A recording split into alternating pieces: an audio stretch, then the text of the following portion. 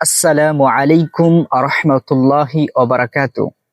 প্রিয় ভাই এবং বোন, আপনারা সকলে কেমন আছেন? আলহামদুলিল্লাহ, আশা রাখছি আপনারা সকলে ভালো আছেন।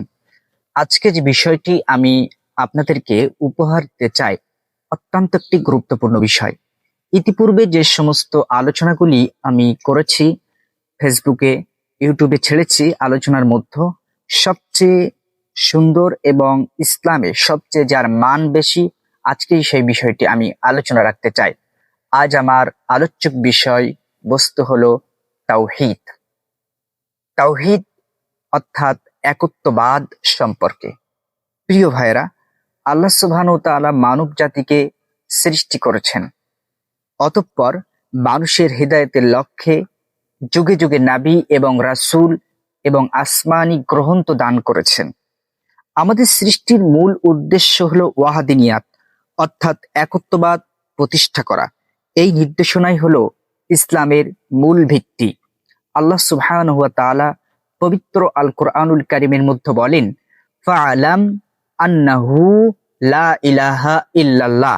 সুতরাং আল্লাহ ব্যতীত সত্য কোনো ইলাহ নেই, আল্লাহ ব্যতীত সত্য কোনো প্রভু নেই। এ বিষয়ে সঠিকভাবে জ্ঞান অর্জন করা প্রত্যেক মানব জাতির জন্য জরুরি। এই বিশ্বাস ছাড়া কেউ মুসলিম থাকতে পারে না এবং ইসলামের অনুসারী হতে পারে না। মনে রাখবেন, এই তাওহীদ এবং একত্ববাদের ভিত্তিতেই মুসলিম উম্মার ঐক্য এবং সংহতি এবং ইউনিটি গঠিত হবে। এই তাওহীদের ছত্রছায়া এসে, এই তাওহীদের ছায়াতলে এসে, কোরআনুল কারীম লা ইলাহা ইল্লাল্লাহর ছায়াতলে এসে আমাদের ঐক্য এবং সংহতি গঠিত হবে। আল্লাহ সুবহানাহু ওয়া তাআলা পবিত্র আল কোরআনুল কারীমের মধ্যে বলেন, ওয়ামাই ইয়াবতাগি গায়রাল ইসলাম দীনান ফালা ইউকবালা মিনহু। অর্থাৎ আল্লাহ সুবহানাহু ওয়া তাআলা, যে ব্যক্তি ইসলাম ছাড়া অন্য কিছু অন্বেষণ করলো, আল্লাহ সুবহানাহু ওয়া তাআলা তার থেকে কিছু গ্রহণ করবে না। হাদিসের মধ্যে এসেছে, বুনিয়াল ইসলাম আলা খামস। ইসলামের 5টি স্তম্ভ, তার মধ্যে প্রথম হচ্ছে শাহাদাতু আল্লাহ ইলাহা ইল্লাল্লাহ ওয়া আন্না মুহাম্মাদান আবদুহু ওয়া রাসূলুহু। অর্থাৎ এই কথা সাক্ষ্য দেওয়া যে আল্লাহ ছাড়া সত্য কোনো প্রভু নেই এবং মুহাম্মদ সাল্লাল্লাহু আলাইহি সাল্লাম তারই প্রেরিত রাসূল। হাদিসের মধ্যে আরো এসেছে, মান ক্বালা লা ইলাহা ইল্লাল্লাহ দাখালাল জান্নাহ। যে ব্যক্তি লা ইলাহা ইল্লাল্লাহ পাঠ করলো, সে ব্যক্তি জান্নাত এবং স্বর্গে প্রবেশ করবে। এই কোরআনুল কারীম এবং হাদিস থেকে আমরা স্পষ্ট হলাম লা ইলাহা ইল্লাল্লাহর ফজিলাত এবং গুরুত্ব, ইসলামে অপরিসীম এর মান।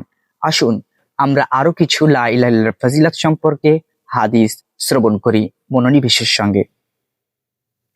নবী করিম সাল্লাল্লাহু আলাইহি ওয়াসাল্লাম বলেন, ইমানের 70টির কিছু বেশি শাখা আছে অথবা 60টিরও কিছু বেশি শাখা আছে। এর মধ্যে সর্বোত্তম হলো লা ইলাহা ইল্লাল্লাহ, অর্থাৎ আল্লাহ ছাড়া সত্য কোনো ইলাহ নেই এবং মুহাম্মদ সাল্লাল্লাহু আলাইহি ওয়াসাল্লাম তারই প্রেরিত রাসূল।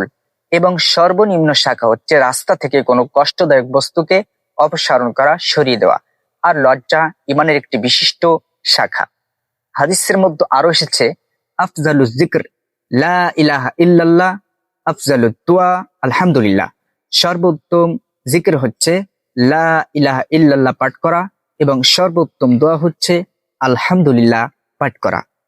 হাদিসের মধ্যে আরো এসেছে, আবু জার রাদিয়াল্লাহু আনহু বর্ণিত, তিনি বলেন, আমি রাসূল সাল্লাল্লাহু আলাইহি সাল্লামকে বললাম, হে আল্লাহর রাসূল, আমাকে কিছু ওসিয়াত করুন। তিনি বললেন, যখন তুমি কোনো পাপিষ্ঠ অথবা পাপের কাজ করবে, তার পরপরই ভালো কাজ করে নেবে, যা ভালো কাজ তোমার মন্দ কাজগুলিকে মোচন করে দেবে, মিটিয়ে দেবে। আমি নবী সাল্লাল্লাহু আলাইহি সাল্লামকে বললাম, হে আল্লাহর রাসূল, লা ইলাহা ইল্লাল্লাহ কি নেকির অন্তর্ভুক্ত? তিনি বললেন, হ্যাঁ, এটি হচ্ছে সবচেয়ে বড় নেকি। সুবহানাল্লাহ।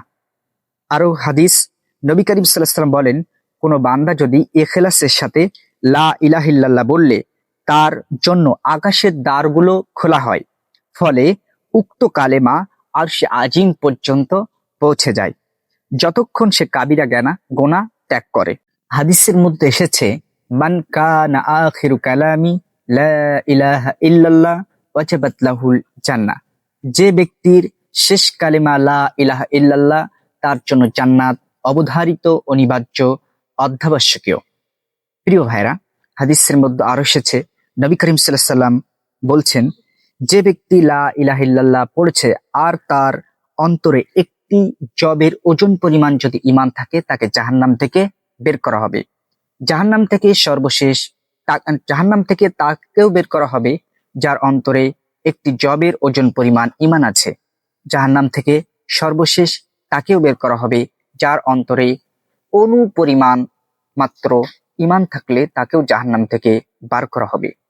আরো একটি গুরুত্বপূর্ণ হাদিস, এই হাদিসটি আপনারা মনোযোগ সহকারে মনোনিবেশের সঙ্গে কান পেতে গভীর মনে শ্রবণ করবেন। কাল কিয়ামতের মাঠে আল্লাহ সুবহানাহু ওয়া তাআলা সমস্ত উম্মতের সম্মুখে একজন ব্যক্তিকে আলাদা করে ডাকবেন। অতঃপর তার সম্মুখে ৯৯টি আমল নামার খুলে ধরা হবে এবং সেই আমল নামা বিস্তৃত থাকবে তার দৃষ্টি সীমা পর্যন্ত। অতঃপর আল্লাহ সুবহানাহু ওয়া তাআলা তাকে জিজ্ঞাসা করবেন, তুমি কি এগুলো অস্বীকার করছো? তখন সে বলবে, না হে আমার রব। আল্লাহ সুবহানাহু ওয়া তাআলা তাকে বলবেন, আমার ফেরেশতা মণ্ডলী কি তোমার উপর অত্যাচার করেছে? সে বলবে, না হে আমার রব। আল্লাহ সুবহানাহু ওয়া তাআলা আবারও প্রশ্ন করবেন, এগুলো কি, তোমার কি কোনো অভিযোগ আছে? সে বলবে, না। সে ভীতু সন্ত্রস্ত হয়ে বলবে, আল্লাহ সুবহানাহু ওয়া তাআলা বলবেন, তোমার উপর কোনো জুলুম করা হবে না, তোমার উপর কোনো অত্যাচার করা হবে না, তোমার কিছু নেকি আছে। অতঃপর আল্লাহ সুবহানাহু ওয়া তাআলা একটি চিরকুট বার করবেন, একটি বিতাকা বার করবেন, তাতে লেখা থাকবে লা ইলাহা ইল্লাল্লাহ মুহাম্মাদুর রাসূলুল্লাহ, অর্থাৎ নেই কোনো সত্য মাবুদ এক আল্লাহ ছাড়া এবং মুহাম্মদ সাল্লাল্লাহু আলাইহি সাল্লাম তারই প্রেরিত রাসূল। অতঃপর এই ৯৯টি গুনাহের খাতা এক সাইডে থাকবে, আরেকটি ছোট চিরকুট আরেক সাইডে থাকবে। তখন এই ছোট্ট চিরকুট কাগজটি ভারী হয়ে যাবে, ৯৯টি আমল নামার খাতা হালকা হয়ে যাবে। সুবহানাল্লাহ। এই হচ্ছে লা ইলাহা ইল্লাল্লাহর ফজিলাত এবং গুরুত্ব, অপরিসীম ইসলামে। অতএব আমাদেরকে তাওহীদ সম্পর্কে জ্ঞান অর্জন করা অপরিহার্য, অনিবার্য, অত্যাবশ্যকীয়। প্রত্যেক শিশুকে প্রাথমিকভাবে এই তাওহীদের জ্ঞান, তাওহীদের বিদ্যা তাদের মধ্যে প্রবেশ করানো বাবা মার উচিত। আল্লাহ সুবহানাহু ওয়া তাআলার নিকটে প্রার্থনা করি, আল্লাহ তুমি আমাদের সকলকে তাওহীদ সম্পর্কে জ্ঞান অর্জন করার তৌফিক দান করুন। আমিন। ওয়া আখিরু দাওয়ানা আলহামদুলিল্লাহি রাব্বিল আলামিন। আসসালামু আলাইকুম ওয়া রাহমাতুল্লাহি ওয়া বারাকাতুহু।